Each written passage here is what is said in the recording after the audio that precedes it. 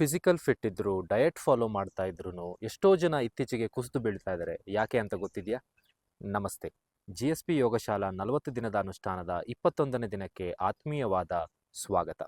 ಆರೋಗ್ಯ ಅಂತಿದ್ರೆ physical fitness ಅಷ್ಟೇನಾ? ಡಯಟ್ ಫಾಲೋ ಮಾಡೋದು ಅಷ್ಟೇನಾ? ಆಯುರ್ವೇದದಲ್ಲಿ ಹೆಲ್ತಿ ಪರ್ಸನ್ ಅಂದ್ರೆ ಯಾರು ಅಂತ ಶ್ಲೋಕದ ಮುಖಾಂತರ ಕೋಟ್ ಮಾಡ್ತಾರೆ. ಸಮದೋಷ ಸಮ ಅಗ್ನಿಶ್ಚ ಸಮಧಾತು ಮಲಕ್ರಿಯ ಪ್ರಸನ್ನ ಆತ್ಮ ಇಂದ್ರಿಯ ಮನಃ ಸ್ವಾಸ್ಥ್ಯ ಇತಿ ಅಭಿಧೀಯತೆ.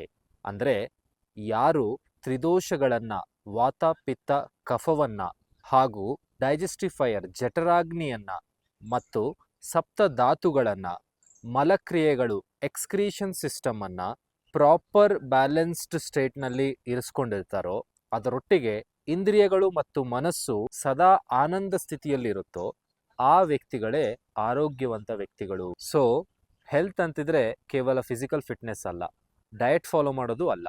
Physical fitness, mental stability, emotional balance, spiritual depth ಇವೆಲ್ಲವೂ ಕೂಡಿ ಹೆಲ್ತ್ ಸಿಗುವಂಥದ್ದು.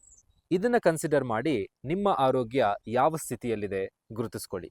1-to-1 ಹೆಲ್ತ್ ಕನ್ಸಲ್ಟೇಷನ್ ಬೇಕಾಗಿದ್ದಲ್ಲಿ ಹೆಲ್ತ್ ಅಂತ ಕಮೆಂಟ್ ಮಾಡಿ. ಮುಂದಿನ ವಿಡಿಯೋದಲ್ಲಿ ಸಿಗುವ ತನಕ ಪ್ರಣಾಮಗಳು.